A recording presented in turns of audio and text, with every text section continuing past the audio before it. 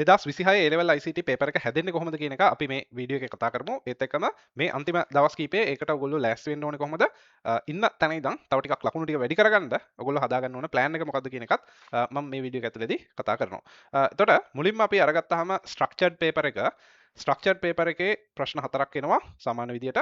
පළවෙනි ප්‍රශ්නේ අරගත්තාම සුපුරුදු විදියට HTML CSS PHP කියන ප්‍රශ්නේ එනවා.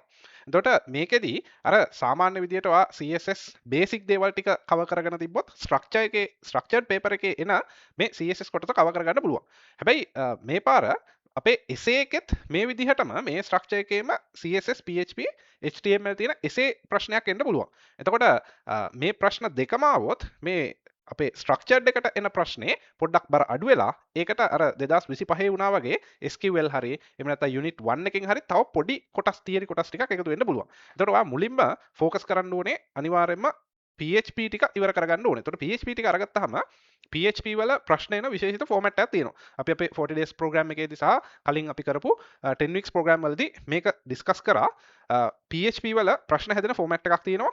ඒ ෆෝමැට් එකේ විදිහටම තමයි මේ පාරත් ප්‍රශ්න එන්නේ. එතකොට ඒ විදිහට ඔයාට PHP ටික ගොඩ දාගන්න පුළුවන් නම් එහෙම නැත්නම් මේ වෙද්දී PHP ප්‍රශ්න වලට උත්තර ලියන්න පුළුවන් නම් 2026 එන ගැටලුව කිසි අවුලක් වෙන්නේ නැහැ. ඒක ගොඩ දාගන්න පුළුවන්. පැහැදිලිද? එතකොට ඊට අමතරව අර මං කියපු අමතර කරුණු මේ ප්‍රශ්නෙත් එක්ක එකතු වෙන්න පුළුවන් ස්ට්‍රක්චර්ඩ් එකේදී. ඊළඟට දෙවැනි ප්‍රශ්නේ අරගත්තාම ඉන්ෆර්මේෂන් සිස්ටම් වලින් තව ප්‍රශ්නයක් එනවා. මේකට ගොඩක් වෙලාවට DFD එකක් හෝ context diagram එකක් ඇඩ් වෙනවා. ඔයාට සහ අනිත් එක තමයි theory. එතකොට දැන් ඉස්සලාම අපි DFD එක අරගමුකෝ. DFD එක අමාරු DFD එකක් එන එකක් නැහැ. ආවොත් එහෙම නැත්නම් theory වලින් පමණක් ප්‍රශ්න හැදෙන්නත් පුළුවන්. හරිද? 7 වෙනි පාඩමෙන් හැදෙන එකේ DFD එක ආවොත් ලේසි DFD එකක් එන්නේ. එතකොට ඔයගොල්ලෝ සාමාන්‍ය මට්ටමින් DFD එකක් අඳින්න දන්නවනම් මේකට මුණ දෙන්න පුළුවන්. theory බලද්දී අනිවාර්යයෙන්ම බලන්න SDLC සම්පූර්ණ සිස්ටම් ඩෙවලප්මන්ට් ලයිෆ් සයිකල් එකේ ඔක්කොම පියවරයන් ටික ඉන් ඩීටේල් බලා ගන්න ඕනේ. ඒ කියන්නේ හැම පියවරක්ම අරගත්තාම ඒ පියවර යටතේ කරන වැඩ කොටසක් තියෙනවනේ. උදාහරණයක් අරගත්තාම ටෙස්ටිං වලට ටෙස්ටිං කරන ආකාර කීපයක් තියෙනවා. ඒ හැම ටෙස්ටිං එකේම වාසි අවාසි ඒ විදිහට ඉන් ඩීටේල් මේ SDLC එකේ තියෙන සියලුම ස්ටෙප්ස් කවර් කරගන්න ඕනේ. ඕකෙන් තමයි තියරි ප්‍රශ්නේ හැදෙන්නේ. පැහැදිලිද? එතකොට තියරි කොටස ඒ විදිහට එනවා. ඊට අමතරව අර ඩයග්‍රෑම් එකක් අඳින්න එන්න පුළුවන්. දැන් ගිය පාර නම් ඕකටම එකතු කරලා තිබ්බා ER ඩයග්‍රෑම් කැලකුත්. හරිද? දැන් අපි ER ඩයග්‍රෑම් එකට කොහොමත් ලෑස්ති වෙනවනේ. ER ඩයග්‍රෑම් එක කොහොමත් එන එකක්. ඒකට ගිය අවුරුද්දේ සාමාන්‍ය විදිහටම එසේ පේපර් එකේ ආවා. ඒත් එක්කම ස්ට්‍රක්චර්ඩ් එකෙත් පොඩි කැලලක් දාලා තිබ්බා. එතකොට ඒක ආය අමුතුවෙන් මෙතන එනවයි කියලා ඔලුවට දාගෙන ඒක ලෑස්ති වෙන්න අවශ්‍ය නැහැ. කොහොමත් ඒක අපි ලෑස්ති වෙන එකක් හින්දා ඒක එතනට ඒක කොහොම ආවත් ගැටලුවක් නැහැ. හැබැයි ස්ට්‍රක්චර්ඩ් එකේ එන මේ තියරි ප්‍රශ්නෙට ලෑස්ති වෙන්න ඊට අමතරව අර මං කියපු පොඩි පොඩි කොටස් වෙනත් පාඩම් වලින් සමහර විටත් එකතු වෙන්න පුළුවන්. පැහැදිලිද? රයිට්. ඊළඟට ඊට අමතරව මතක තියාගන්න මේ ER ඩයග්‍රෑම් මතක් වුණ හින්දා ආයි කියන්නේ ER ඩයග්‍රෑම් වලදී දුර්වල භූතාර්ථ ගැන විශේෂ අවධානයක් යොමු කරලා තියාගන්න. දුර්වල භූතාර්ථ අදාළ කරගෙන මේ ප්‍රශ්නේ හැදෙනවා. ඒක ස්ට්‍රක්චර්ඩ් එකේ වෙන්න පුළුවන්. ගොඩක් වෙලාවට ඒක එසේකට එයි. හරි. එතකොට මම ආයි කිව්වොත් පළවෙනි ප්‍රශ්නේ HTML PHP CSS අදාළ කරගෙන ඒකෙන් ප්‍රශ්න එනවා. ඊට අමතරව SQL වගේ පොඩි කෑලි එකතු වෙන්න පුළුවන් ගිය අවුරුද්දේ වගේ. ඒවා කොහොමත් අපි ලෑස්ති වෙන හින්දා මම ඒක මේ ප්‍රශ්නෙට එනවා කියන එක ලොකුට අදාළ කරගන්නේ. මෙතනදී ප්‍රධාන highlight එක තමයි PHP එක. PHP එක මම කියපු format එකෙන් කරගන්න ඕනේ. ඊට අමතරව CSS HTML. ඊට පස්සේ information system එකේ මම කියපු විදිහට ඊළඟට තුන්වෙනි ප්‍රශ්නේ Python එක. එතකොට Python එකේ සුපුරුදු විදිහට flow chart එකක් එයි. මේ ප්‍රශ්නෙට අනිවාර්යයෙන්ම උත්තර ලියන්නම ඕනේ. මම දන්නවා සමහර අය Python අමාරුයි කියලා නිකන් Python අතාරින්න කියලා හිතාගෙන එහෙම යන කට්ටිය ඉන්නවා. ඒ වැඩේ කරන්න එපා. විශේෂයෙන් 2026 ඒ වැඩේ කරන්න එපා. Python වලට හොඳට ලෑස්ති වෙලා යන්න. දැන් අපි ගිය පාර මේ මාසේ ජූලි මාසේ අපි පටන් ගන්නවා MCQ 200ක් ඩිස්කස් කරන ප්‍රෝග්‍රෑම් එකක්. ඒ හදන්නේ MCQ ටික විතරක් හදන්න මේ ඒකත් එක්ක ඒ තියරි ටික සාකච්ඡා කරනවත් එක්ක ස්ට්‍රක්චර්ඩ් එකයි එසේ එකයි එම් කරලා තමයි මේ සම්පූර්ණ තියරි ටික කතා වෙන්නේ. එතකොට ඇයි මේ එහෙම කරන්නේ? ඔයගලන්ට කියන්නේ මේ Python එක අතාරින්න එපා කියලා. එකක් තමයි ලකුණු 20ක් එනවා සම්පූර්ණ එක්සෑම් එකෙන්ම ලකුණු 20ක් 100න් ලකුණු 20ක් එන්නේ Python වලට. එතකොට ඕක අතාරින්න බෑ. පැහැදිලිද? ඕක අතල්ලා ඒකක් ගැන හිතන්නවත් බෑ. එතකොට Python වලට මේ එන ලකුණු 20න් MCQ සෙට් එකක් එනවා. හරිද? දැන් එසේ එකනේ ඔය අමාරුයි කියලා නගලන්නේ. එසේ ප්‍රශ්නේ අමාරු වෙන අවුරුදු තියෙනවා. දැන් ගිය අවුරුද්දේ අරගත්තාම මම ඒකට එච්චරම කැමති Python ප්‍රශ්නයක් නෙමෙයි. අමාරු හින්දා නෙමෙයි. අමාරු ප්‍රශ්න වලට අපි කැමතියි. අමාරු ප්‍රශ්න අමාරු කරන විදිය සමහර වෙලාවට පොඩි අවුලක් තියෙනවා. ඒ කියන්නේ අර ප්‍රශ්නේ හදන කෙනාගේ හිතේ තියෙන දේ ලියන්න දීලා අමාරු කරන එකට මම එච්චර කැමති නැහැ. එහෙම නැත්නම් Python වලින් ගොඩාක් හිතලා අමාරු කරන එක ඒකට අපි කැමතියි. හරි? ඒතර මට කැමති දෙන්නේ මේ පේපර් එක හදන්නේ. ඒතර මම කියන්නේ පේපර් එක අමාරු නම් අමාරු වෙන්නේ එසේ ප්‍රශ්නයට ඔයාට හම්බ වෙන්නේ ලකුණු 7.5යි. ඒතර ලකුණු 7.5 ඒ සම්පූර්ණ එක අතහැරිය කියලා හිතන්නකෝ. ඒක අතහැරියත් ඔයාට තව 12.5ක් ලකුණු MCQ වලින් සහ ස්ට්‍රක්චර්ඩ් කොටසෙන් ගන්න තියෙනවා. ඒකින්ද ඒක අතාරින්න පුළුවන් එකක් නෙමෙයි. පැහැදිලිද? එතකොට මේ 12.5න් අඩුම ගානේ තම මොනවා හරි වෙලා ලකුණු දෙකක් මේ වුණා කියන්නකෝ. ඉතුරු ලකුණු 10 මේ 100න් 10ක් ඉතුරු ලකුණු 10 ගන්න එක මහා අමාරුවක් නෙමෙයි. තේරුණාද? ඒකින්ද අර Python වල මේ අමාරු කොටස දැකලා අර මුළු Python පාඩමම ඉවර කරගන්න එපා. ඒකම අතාරින්න යන්න එපා. Python වල ඉතා බේසික් දේවල් ටිකක් තියෙනවා. දැන් මම YouTube එකේ දාලා තියෙන ෆ්‍රී වීඩියෝ වලින් පවා ඒ සෑහෙන මට්ටමකට කව වෙනවා. පැහැදිලිද? ඒතකොට ඒ ටික බලලා හරි බේසික් අන්ඩර්ස්ටෑන්ඩින් අරගෙන යන්න. එතකොට ඔයාලට ලකුණු 10ක්වත් ගන්න පුළුවන් අර 12.5න්. ඒතකොට ඒකම සෑහෙන ප්‍රමාණයක්. තේරුණාද? ඒකින්ද ඒක අනිවාර්යයෙන්ම ලෑස්ති වෙලා යන්න. එසේකට එද්දි මම කියන්නම් එසේක හැදෙන විදිය. ස්ට්‍රක්චර්ඩ් එක අරගත්තාම ස්ට්‍රක්චර්ඩ් එක මහා ලොකු අමාරු ප්‍රශ්නයක් වෙන්නේ නැහැ. ඒකින්ද ඒක හොඳටම කරනවාමයි කියලා සූදානම් වෙලා යන්න. එහෙම ඔළුව හදාගෙන යන්න. ඒක ඔයාට අනිවාර්යෙන් ප්‍රයෝජනවත් වෙනවා. කොහොමත් MCQ වලට එනවා. ඒකින්ද ඒ වැඩේ ඒ විදිහටම කරන්න. හරිද? ඊළඟට ඔපරේටිං සිස්ටම්. ඊළඟ ප්‍රශ්නේ එනවා ඔපරේටිං සිස්ටම් වලින්. ඔපරේටිං සිස්ටම් වල තියරි ටික අරගත්තාම ඔය ටික ෂෝට් නෝට් එකක් හදාගත්තාම නිකන් පිටු ගානකට අරගන්න පුළුවන් පොඩි ෂෝට් නෝට් එකක් හැදෙනවා. අපි අපේ රිවිෂන් එකේ සහ 40 days එකේ ඔය ප්‍රෝග්‍රෑම් එකේ යනවා පොඩි තියරි ප්‍රමාණයක් තියෙනවා. ඒතර ඔය ටික පාඩම් කරගත්තාම තියරි ටික හරි. ඊට අමතරව මෙමරි මැනේජ්මන්ට් ප්‍රශ්න තියෙනවානේ. මෙමරි මැනේජ්මන්ට් වල මම හැම වෙලේම කියන දෙයක් තමයි මෙමරි මැනේජ්මන්ට් වල අමාරු ප්‍රශ්න නැත. ඒ කියන්නේ මෙමරි මැනේජ්මන්ට් වලින් අමාරු ප්‍රශ්නයක් හදන්න බෑ. ඒක ඉම්පොසිබල්. අපේ තියෙන සීමාව ඇතුලේ මෙමරි මැනේජ්මන්ට් වල තියෙන ඒ තියරි ටික පාවිච්චි කරලා අපිට ඒ පේජිං මැපිං ඒ ටික පාවිච්චි කරලා හරි දැන් අපිට දෙන්නේ පිටු ගණන ඊට පස්සේ ඔෆ්සෙට් එක ගණන් කරන්න ඔන්න වගේ පොඩි ගණන් සෙට් එකක් මෙමරි මැනේජ්මන්ට් වල ගණන් අමාරු කරන්න බෑ. හරි ඒ තියරිය ඔයා හරියට ඔලුවට දාගත්තොත් ඒක අමාරු කරන්න බෑ. දැන් Python වලට මම ඔය කතාව කියන්නේ. ඔයා Python කොච්චර ඉගෙන ගත්තත් Python වල අමාරු ප්‍රශ්නයක් හදන්න පුළුවන්. හරිද? එතකොට ලොජික් ගේට් වල මේ මෙමරි මැනේජ්මන්ට් වල ඊළඟට නෙට්වර්කින් වල අමාරු ප්‍රශ්න හැදිය නොහැක. හරි?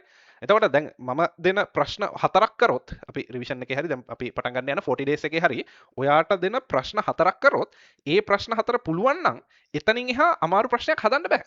ඒක මොකද්ද කියන එක මම පන්තියේදී විස්තරාත්මකව කියලා තියෙනවා. ඇයි ඒ අමාරු කරන්න බැරි කියලා. හරිද?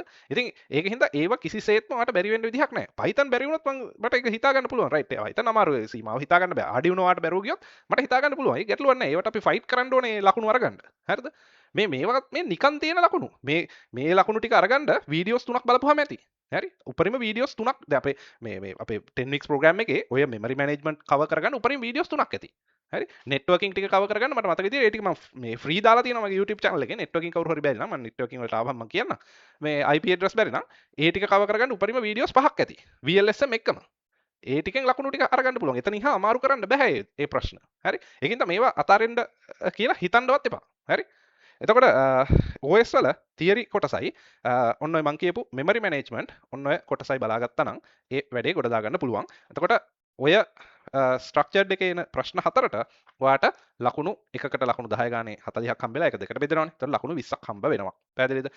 ඔතන ඔයිට අමතරව යුනිට් 1 එකෙන් සහ 2 එකෙන් ප්‍රශ්න සෙට් එකක් එයි. ඒක වෙනම ප්‍රශ්නයක් විදිහට එයිද? එහෙම නැත්නම් මේ වයින් කොටස් එකතු වෙයිද කියන්න බෑ. යුනිට් 1 එකයි 2 එකයි කොහොමත් මේ පාඩම් කරලා තියාගන්න. ඔය අස්සට ඒ යුනිට් 1 එකෙන් සහ 2 එකෙන් ප්‍රශ්න ටිකක් එනවා. පැහැදිලිද? ඒවා ඉතින් සාමාන්‍ය තියරි අපි normally ඉගෙන ගන්න තියරි තමයි අමුතු දේවල් වලින් එන්නේ නැහැ.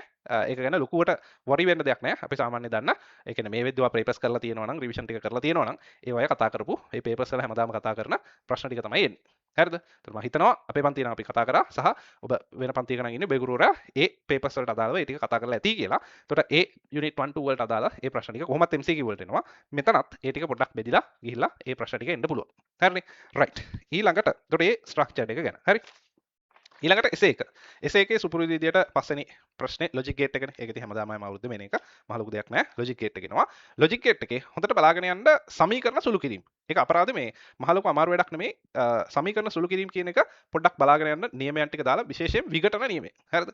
විඝටන නියමය දාලා විඝටන නියමය පාවිච්චි කරලා මේ ගණන් සුළු කරන විදිය. විඝටන නියමය මගැරලා සුළු කරන්න ක්‍රම මම පන්තියේදී කියලා දීලා තියෙනවා. ඒක ඒ ක්‍රම පාවිච්චි කරන්න හැබැයි ඒකම පාවිච්චි කරන්න නැතුව විඝටනයෙන් එකෙන්ම සුළු කරන එකත් පොඩ්ඩක් බලාගෙන යන්න. මොකද විඝටන එකෙන්ම සුළු කරන විදිහට ප්‍රශ්නයක් හදලා දෙන්න ඉඩ කඩක් තියෙනවා. කොහොමද ඒක පුළුවන් නම් එතනින් මෙහා ඊටු ටික ඔක්කොම පුළුවන් හින්දා විඝටන නියමය පාවිච්චි කරලා තියෙන අමාරු ප්‍රශ්න ටිකක් සුළු කරන විදිය බලාගෙන යන්න ඕනේ. හරි. ඊළඟට ඒ තමයි ලොජික් ගේට් එක. ඒක ගැන ලොකුවට කතා කරන්න දෙයක් නැහැ. සාමාන්‍ය විදිහට එනවා. ෆුල් ඇඩ හාෆ් ඇඩ බලා ගන්න සුපුරුදු විදිහට. ගිය පාරත් මම ඒක කිව්වා ෆුල් ඇඩ හාෆ් ඇඩ බලා ගන්න කියලා. ඒක ලොකු ප්‍රශ්නයක් ආවේ නැහැ. හැබැයි මම දැක්ක MCQ වලට ඇවිල්ලා තිබ්බා. හරිද? ඊළඟට 6 වෙනි ප්‍රශ්නේ නෙට්වර්කින් මම අර කලින් කිව්වා වගේම. නෙට්වර්කින් වල තියරි කොටස යටතේ OSI මොඩල් එකේ OSI සහ TCP/IP මොඩල් දෙක බලා ගන්න. හරිද? OSI මොඩල් එකේ සියලුම ලේයර්ස් වල අනිවාර්යයෙන්ම බලා ගන්න ඒ ලේයර් එකෙන් මොකද්ද කරන්න කියන එකයි. හැම ලේයර් එකේම තියෙන ප්‍රොටෝකෝල් සෙට් එකයි. හැම ලේයර් එකේම තියෙන ඩිවයිසස් සෙට් එකයි. පැහැදිලිද? ඔන්න ඔය කාරණා තුන හොඳට බලාගෙන යන්න. ඕවා ආශ්‍රයෙන් තමයි තියරි ප්‍රශ්නේ හැදෙන්නේ. ඊට අමතරව ඉතින් එක එක දේවල් එකතු වෙනවා. ඕකෙන් තමයි ප්‍රධාන වශයෙන් එන්නේ. ඊට අමතරව VLSM එක බලාගෙන යන්න. VLSM එක බලාගෙන ගියාම ෆික්ස් ලෙන්ත් වලින් බැරි වෙලා ආවත් කොහොමත් කරගන්න පුළුවන්. VLSM එකෙන් බලාගෙන යන්න. ගිය පාරත් ඔය විදිහටම කිව්වා. බලන්න මේ වගේ වීඩියෝ එකක් තියෙනවා ගිය පාර කරපු පේපර් එකත් එක්ක කම්පෙයාර් කරලා බලන්න 90%ක් එහෙම්ම තියෙනවා. ඒ කියපු ටික එහෙම්මම 90%ක්ම එහෙම්මම තියෙනවා. මම හිතන්නේ අර වෙනස් වෙලා තිබ්බේ මම කිය ඔපරේටින් සිස්ටම් එකෙන් ප්‍රශ්නයක් එනවා කියලා මේ එසේකට. ඒක එසේකට ඒ කියපු විදිහටම ඇවිල්ලා තිනවා එසේකට නෙමෙයි ස්ට්‍රක්චර් එකට. හරි ඒක තමයි මාරු වෙලා තියෙන්නේ. අන්න ඒ වගේ තියෙන තැන් මාරු වුණා මිසක් කියපු දේවල් ටික එහෙමම ඇවිල්ලා තිබ්බා. ඒතර මේ අවුරුද්දෙත් එහෙමම තමයි. ඔය මං කියන තියරි කොටස් ටික හොඳට බලාගෙන යන්න. ඒවා එහෙමම ඒ විදිහටම මේ මට්ටමෙම එනවා. හරි? එතකොට ඊළඟට මීට අමතරව නෙට්වර්ක් පාඩමේ අනිවාර්යෙන් බලා ගන්න සර්වර්ස් ගැන. සර්වර් සෙට් එකයි ඒ සර්වර්ස් වලින් මොනවද කරන්න කියන එක. ඊළඟට මැල්වෙයාර්ස් අපිට මේ පරිගණකයේ හානිකර මෘදුකාංග සියල්ල බලාගෙන යන්න ඒවායේ තියෙන වෙනස්කම් ටිකත් එක්ක ඊළඟට VLSM මම කලින් කිව්වා VLSM එක සුපුරුදු විදිහට බලාගෙන යන්න. නැවත මතක් කරන්නේ ඔයාට IP address බැරි නම් IP address පුළුවන් කරගන්න ඔයාට එක දවසයි යන්නේ වීඩියෝස් 4ක් හෝ 5ක් තමයි තියෙන්නේ. හරි? මේ ඒක ඔයගලන්ට නොමිලේම මම දාලා තියෙනවා අපේ YouTube channel එකේ ගිහිල්ලා ඒක බලන්න. හරි? එතකොට මෙන්න මේ මම කියන මෙන්න මේ මට්ටමේ ප්‍රශ්න දැන් කරන්න පටන් ගන්න. ඒ තියරි බලන්න පටන් ගන්න. හරි? ඒ විදිහේ ප්‍රෝග්‍රෑම් එකක් තමයි අපි අපේ 40 days ප්‍රෝග්‍රෑම් එකේ කරගෙන යන්නේ. අවශ්‍ය නම් ඔයාලට ඒකට ජොයින් වෙන්න පුළුවන්. දැනටමත් ඔයාලට ඒ වගේ ප්ලෑන් එකක් තියෙනවා නම් ඔයාගේ ප්ලෑන් එකේ ඒ වැඩ ටික කරගෙන යන්න පුළුවන්. මේ අන්තිම දවස් 30 40ක් ඇති 40කට වඩා තියෙනවා එක්සෑම් එක දවස දක්වා.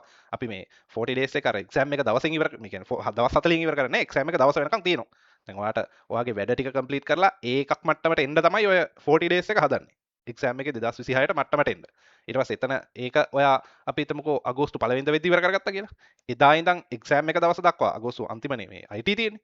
ඒ දක්වා කරන්න පේපර්ස් තියෙනවා. එතනින් පස්සේ කරන්න වැඩ ටික තියෙනවා. ඒතර ඒ වගේ වැඩ පිළිවෙලක් තමයි අපි අපේ 40 days program එකේ යන්නේ. කැමති කට්ටියට ඒකට join වෙලා ඒකෙන් වැඩේ කරගෙන යන්න පුළුවන්. මේ plan එක අපි ලස්සනට ඒකේ execute කරනවා. ඉන්න ළමයින්ට කොහොමත් හම්බ වෙනවා. සහ අලුතෙන් join වෙන තව කීප දෙනෙක්ට අපිට අවස්ථාව දෙන්න පුළුවන්. හරි? එහෙම නැත්නම් මේ වෙද්දි වාට ওই විදිහේ හරි plan එකක් තියෙනවා නම් මේ වගේ ප්‍රශ්න ටික හරියට ස්ට්‍රක්චර් කරගෙන තියෙනවා නම් මෙන්න මේවයි එන්නේ ඒ මට්ටම් ටික අඳුරගෙන තියෙනවා නම් ඒ ඔයාගේ ප්ලෑන් එකේ ගියත් ගැටලුවක් නැහැ වැඩේ කරගන්නයි ඕනේ. ඒකට උදව්වක් විදියට අපේ YouTube channel එකේ තියෙන free videos භාවිත කරන්නත් පුළුවන්. හරි.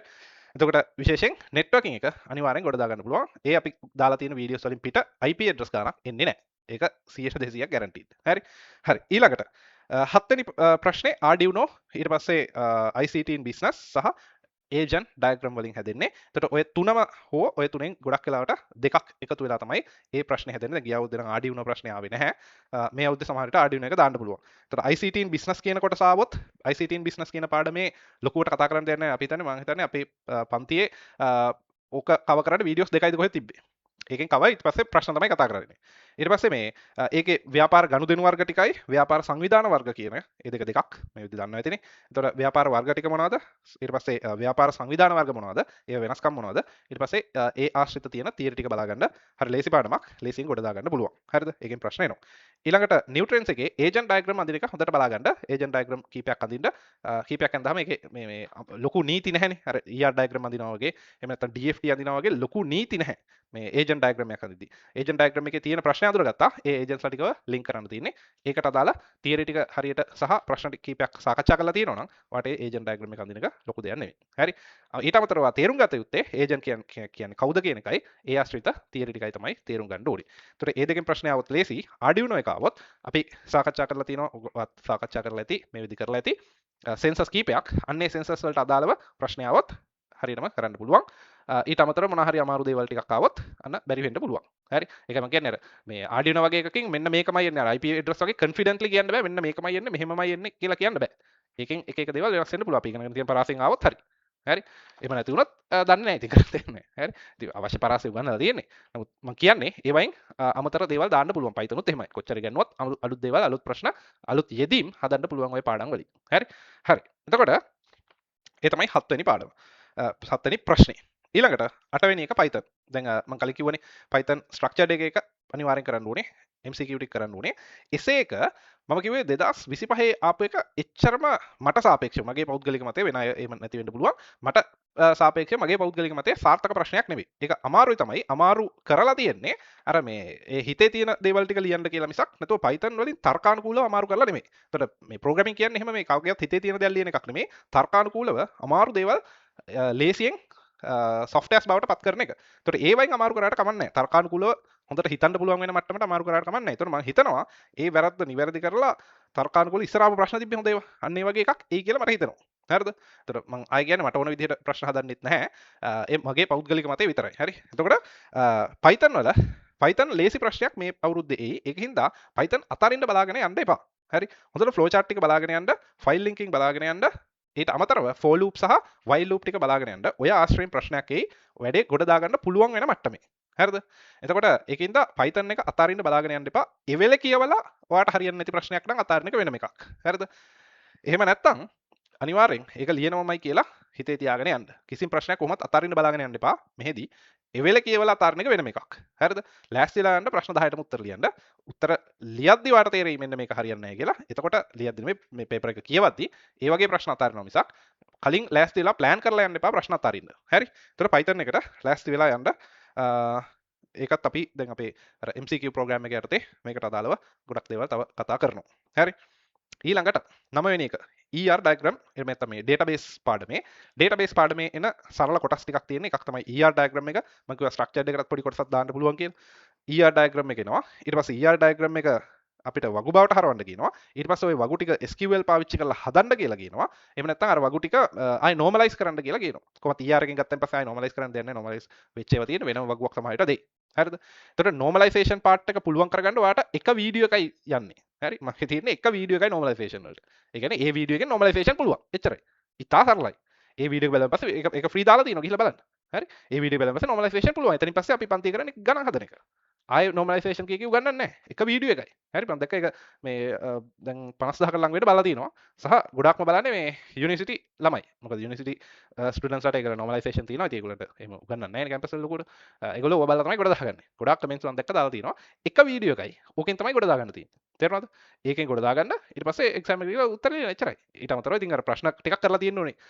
ඒක පුරුද්දෙන්න. හරි? ඒතකොට normalization කැල්ල එනවා.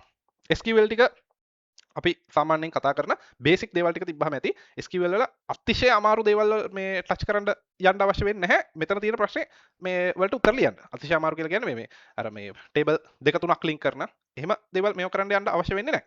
සාමාන්‍ය බේසික් දේවල් ටික හොඳට ඉගෙනගෙන යන්න. හරිද? ඊට අමතරව database පාඩමේ theory කොටස තියෙනවා. theory කොටස ලොකු කොටසක් නෙමෙයි. ඒ theory part එකෙන් බලාගෙන යන්න database theory ප්‍රශ්න කීපයක් එන්න පුළුවන්. මේකත් එක්ක එහෙම theoryත් එක්ක ER diagram සහ normalization SQL එද්දි අර normalization SQL ඒ ER diagram part එක ලේසි වෙනවා. හරි? අර theory part එකෙන් තමයි ටිකක් අමාරු නිකන් හිතා ගන්න බැරි අමුතු ප්‍රශ්න සමහරවිට අහන්නේ. අර part එක ලේසි වෙන එක තමයි සාමාන්‍යයෙන් වෙන්නේ. හරි? එතකොට database පාඩම ඒ විදිහට ගොඩ දා ගන්න ඕනේ. හරි? ඊළඟට මම කිව්වේ වෙබ් ඩෙවලොප්මන්ට් එක මෙතෙන්ට එන්න පුළුවන්. එහෙම නැත්නම් OS එක එන්න පුළුවන්. ওই දෙකෙන් මොකක් එයිද කියලා හරියටම කියන්න බෑ. ඒ කියන්නේ වෙබ් ඩෙවලොප්මන්ට් එක මේකට ආවොත් OS එකේ ප්‍රශ්නයක් අරකට යයි. ඔය මේ ස්ට්‍රක්චර්ඩ් එකට යයි. එහෙම නැත්නම් ස්ට්‍රක්චර්ඩ් එකෙන් OS එකක් ලොකුට ඇවිල්ලා මේකේ වෙබ් ඩෙවලොප්මන්ට් ලොකු ප්‍රශ්නයක් එයි. එහෙම නැත්නම් ඒ කියන්නේ ඔය ඒ OS වෙබ් ඩෙවලොප්මන්ට් කියන දෙකෙන් අනිවාර්යෙන් එනවා. ඒක තියෙන තැන තමයි මාරු වෙන්නේ. එතකොට මම OS එකේ කතන්දරේ කලින් කිව්වනේ. OS එකේ ප්‍රශ්න අමාරු කරන්න බෑ කියලා තියරි අර මෙමරි මැනේජ්මන්ට් කොටස. එතකොට මේ වෙබ් ඩෙවලොප්මන්ට් වලත් මම අර කලින් කියපු කතාවම තමයි PHP බලාගන්න අර මං කියපු ආකෘතියේ ප්‍රශ්න. හරිද? ඒ PHP එන ප්‍රශ්න ආකෘතියක් තියෙනවා. ඒ ආකෘතියට අදාළව බලාගන්න. හරි? එතකොට PHP වලින් අපි මුලින්ම කරන්නේ database එකත් එක්ක සම්බන්ධ වෙනවා. ඊට පස්සේ SQL query එක ඒකේ SQL query එකක් හදලා ඒ සම්බන්ධය හරහා යවනවා. ඊට පස්සේ එතනින් data අරගන්නවා. ඊට පස්සේ ඒ data ටික PHP පාවිච්චි කරලා process කරනවා. ඊට පස්සේ ඕනනම් output කරනවා නැත්නම් ආයෙ database එකට දානවා. ඔන්න ඔය පිළිවෙල තමයි තියෙන්නේ PHP එකේ. හරිද? ඔය පිළිවෙලෙන් තමයි ප්‍රශ්න අහන්නේ. ඒතකොට ඒ පිළිවෙල ටික ප්‍රශ්න දෙක තුනක් කරා නම් අනිවාර්යෙන් PHP එක ගොඩ දා ගන්න පුළුවන්. හරි? එතකොට PHP වෙබ් ඩෙවලොප්මන්ට් මේ වෙබ් ඩෙවලොප්මන්ට් වල ඊළඟට තියෙන එක HTML නේ. HTML වල අමාරුයි කියලා දෙයක් නැහැ. HTML වල එකම කෝඩ් ටික තියෙන්නේ. ඔය ටික බලාගත්තාම හරි. ඊට පස්සේ CSS part එක අනිවාර්යෙන් බලාගන්න. CSS part එක structured එකේ එද්දි නම් ලේසියට එනවා. SA එකේ එද්දි ටිකක් ගැඹුරු දේවල් එන්න පුළුවන්. එහෙමයි කියලා නිකන් මේ අර අනවශ්‍ය විදිහට මේ මැරීගෙන CSS බලන්න යන්න අවශ්‍ය නැහැ. CSS basic දේවල් ටික බලාගන්න එකෙන් ගොඩ දාගන්න පුළුවන්. පැහැදිලිද? එතකොට overall 2026 exam එක ලොකු අමාරුවක් වෙන එකක් නැහැ. විශේෂයෙන් second part එක ලේසියෙන් ගොඩ දාගන්න පුළුවන්. ෆස්ට් පාර්ට් එක සමහර ටිකක් අමාරු වෙන්න පුළුවන්. හැබැයි ඕවරෝල් මට හිතෙනවා සාමාන්‍ය ලේසි පාඩමක් මේ ලේසි පේපර් එකක් එන්න පුළුවන්. සහ මේ වගේ ගොඩක් ගෙස් කරන්න පුළුවන් පේපර් එකක් එන්න පුළුවන්. හරි. ඒකට ඔන්න ඔය වැඩ පිළිවෙලේ ඔගොල්ලෝ යන්න ඔය ආකාරයට ප්ලෑන් එක හදාගෙන වැඩ ටික කරන්න ඔයාලට අනිවාර්යයෙන්ම ඒකකට යන්න පුළුවන්. ඒක ඔයාලට තනියම කරන්න බැයි නම් අපේ 40 days program එකට join වෙන්න. ඒකෙදි අපි ඔය වැඩ ටික ඔයාලට ලස්සන කරලා දෙනවා. ප්ලෑන් එක හදලා දෙනවා. ඔයාලට තියෙන්නේ ඒක ඇතුලේ යන්න තමයි. දවස් 40ක් ඇතුළත ඔයාව ඒ මට්ටමට අරන් ඇවිල්ලා ඒ එකක් මට්ටමට අරන් ඇවිල්ලා එතන ඉඳන් ඔයාට අපි දෙනවා පේපර්ස් රිවිෂන් ඒ ටික වැඩ ටික කරගෙන යන්න. පැහැදිලිද? එතකොට මේ වෙද්දි ඔයා ඉන්නේ A එකක එහෙම නැත්නම් B එකක මට්ටම නම් එතන ඉඳන් තව ටිකක් ලකුණු වැඩි කරන්න. A එකක් ඉන්නවා නම් ලකුණු 75ක 80ක ඒක 90ක 95ක් කරගන්න. හරි? මේ දවස් ටිකේ ඔය දේවල් ફોකස් කරලා හොඳට බලාගන්න. ඔයා මේ වෙද්දි කවුරු හරි ෆේල් මට්ටමේ ඉන්නවා නම් ඔයා හෝ ඔයාගේ යාළුවෙක් හරි මොකෙක් හරි වහාම යවන්න මේ වීඩියෝ එක. හරිද? මේ වීඩියෝ එක යවලා මම ඔය කිව්වේ ෆ්‍රී බලන්න තියෙනවා කියලා මගේ channel එකේ. ඒ ටික විතරක් හරි උට බලෙන් පෙන්නන්න. හරි? එහෙම නැත්නම් 40 days එකට කණෙන් ඇදලා ගෙනත් දාන්න. හරි? එහෙම නැත්නම් අර මේ ෆ්‍රී වීඩියෝස් ටික බලන්න කියන්නේ. අනිවාර්යෙන් 100 එකක්වත් එනවා. හරි? එතනින් එහා අරගන්න තමයි අපි මේ 40 days හරි 10 weeks හරි අපි මේ program එක දැන් 10 weeks එක නම් ඉවරයි. ඒක group full වුණා. ඒක ආයෙ බඳව ගන්න නැහැ.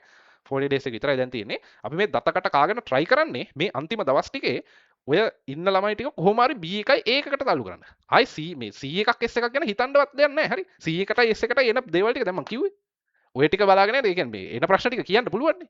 C එකකට S එකකට එන ප්‍රශ්න ටික යන්න කලින් කියන්න පුළුවන්. ප්‍රශ්න ටික මෙන්න කියලා දෙන්න පුළුවන්. OS වල ප්‍රශ්න හතරක් දුන්නාම මේ ප්‍රශ්න හතරෙන් එකයි ගෙන්නේ. දැන් අපි මේ ඔය 40 days එකත් කරනවා 10 weeks එකත් කරනවා papers 10ක් ඩිස්කස් කරනවානේ. ඔය papers 10 තියෙන network ගානයි මේ මොනවාද OS ගානයි logic gate ගානයි එතනින් එහා අරගත්තාම web development ගානයි ඔන්න ඔය ප්‍රශ්න ටික බලන්නකෝ. ඔය ප්‍රශ්න ටික ඔය විදිහටම එන්නේ නැද්ද කියලා බලන්නකෝ. ඒ කියන්නේ ඒ papers 10 කරත් ඔයාට 100 එකක් විතර මේ 100කට ලකුණු හැදෙනවා. එතකොට එතනින් එහා ටික ගන්න තමයි අපි දාගෙන මේ try කරන්නේ. තේරුණාද? එතකොට මේ 100 එකෙන් පල්ලෙහා ගන්න නිකන් හිතන්නවත් එපා. අපරාධයක්. පැහැදිලිද? මේ අන්තිම දවස් 40 ඇති. ඊට වඩා දේවල් අපි මේ අන්තිම මාස තුනේ කරලා තියෙනවා. ගිය පාර ළමයෙක් හිටියා. හරි? ගිය පාර ළමයෙක් හිටියද මේ පාර යාගේ මල්ලි ඒ O level කරනවා. ඒ ළමයා A level කරේ 11 වසරේ. 10 වසරෙන් O level කරලා 11 වසරෙන් A level කරන්න ආවා මාස 3. මාස 3න් ආවා ලංකාවේ 22. හරි? අපේ 10 weeks program එකේ වීඩියෝස් ටික විතරයි බැලුවේ. ලංකාවේ 22 වෙනිය වුණා. තව චුට්ටක් මොනවා හරි මේ වුණා ලංකාවේ පළවෙනිය වෙනිය. ඉතින් හිතන්නකෝ 11 වසරෙන් ලංකාවේ 22 වුණා කියන්නේ. හරි? මේ අන්තිම මේ මාස 3. හරි? ඉතින් ඕගොල්ලන්ට මේ අන්තිම මාසේ එහෙම නැත්නම් දවස් 40 මේ වැඩ ටික කරලා ගොඩ යන්න බැරි කිසිම හේතුවක් නැහැ. හරි? සම්පූර්ණ plan එක අපි හදලා තියෙනද? එහෙම නැත්නම් ඔයාට හදාගන්න විදිය දැන් කියලා දුන්නා. ඒ විදිහට plan එක හදලා ඒ plan එකේ යන්න බලන්න රිසල්ට් හම්බෙන්නේ නැද්ද කියලා. හරි? අපි මං මේ හැම ප්‍රෝග්‍රෑම් එකේම මං ගැරන්ට් කරනවා. ඒ ප්‍රෝග්‍රෑම් එකේ දේවල් 100%ක් කවර් කරලා පුළුවන් නම් 100කින් පල්ලෙහා ආරම්භ වෙන්න. එහෙම වෙන්නේ නැහැ. එහෙම කරන්න බෑ. ඉතින් යන්න කලින් පේපර් එකේ තියෙන ප්‍රශ්න ටික කියනවා නම් හරි කියන්න පුළුවන් කියන්නේ මේ පේපර්ස් පන්නලා නෙමෙයි. හැමදාම එන දේවල් අපි අවුරුදු ගාණක් මේ උගන්වලා තියෙනවනේ. අත්දැකීම් තියෙනවනේ. ඒතර එන දේවල් ටික කියන්න පුළුවන්. ඒවා ටික ගෙස් කරන්න පුළුවන්. ඒවෙන් පිට එන්නේ නැහැ. ඒවෙන් පිට හදන්න බෑ. හරි? හැබැයි ඒකක් ගන්න එක මං කියන්නේ නැහැ. හැම ලේසි කියලා. ඒකක් ගන්න මහන්සි වෙන්න ඕනේ. ඒකට තමයි අපි මහන්සි වෙන්නේ. 100 එකක් ගන්න මහන්සි වෙන්නේ නැහැ. 100 එකක් නිකන් එනවා මේ දේවල් කරන්නේ පස්සේ. ඒකින්ද ඔයාගේ යාළුවෝ හරි කවුරු හරි ඉන්නවා නම් ඔයා හරි මේ 100කින් පල්ලෙහා ගන්න 100 එකක් හරි 100කින් පල්ලෙහා හරි ගන්න ඉන්නවා නම් අපරාධේ මේ දවස් ටික හරි වැඩ කරන්න අනිවාර්යෙන් ඔයාට ඒකට B එකට යන්න පුළුවන්. අතරින් දෙපා මේ ගේම. මේක දිනලා විසක් නවත්තන්න එපා. හරි හරි එහෙනම් අපි පන්තියේදී හම්බෙමු අවශ්‍ය කට්ටිය අපිට WhatsApp message එකක් දාන්න පන්තියට join වෙන්න ඕනි කියලා 40 days එකට විතරයි දැන් බඳව ගන්න. අනිත් ඒ ඔක්කොම group full වෙලා ඉවරයි. 40 days එක විතරයි දැන් අරගන්නේ. ඒකෙදි සම්පූර්ණ syllabus එක cover වෙනවා මුල ඉඳලා. ඔයා මෙලෝ දෙයක් දන්නේ නැති මිනිස්සෙක් විදිහට අපි අරගෙන ඒ දේවල් ටික cover කරලා වැඩේ ලස්සනට කරලා දෙනවා. class එකට අවශ්‍ය කට්ටියට join වෙන්න පුළුවන්. join වෙලා වැඩේ කරගන්න පුළුවන්. එහෙනම් ඔයගොල්ලෝ අනිත් කට්ටිය free අපේ දීලා තියෙන video set එක බලන්න. බලලා වැඩේ කොට දාගන්න. එහෙනම් අපි පන්තියේදී හම්බෙමු හැමෝටම ආයිබෝවන්.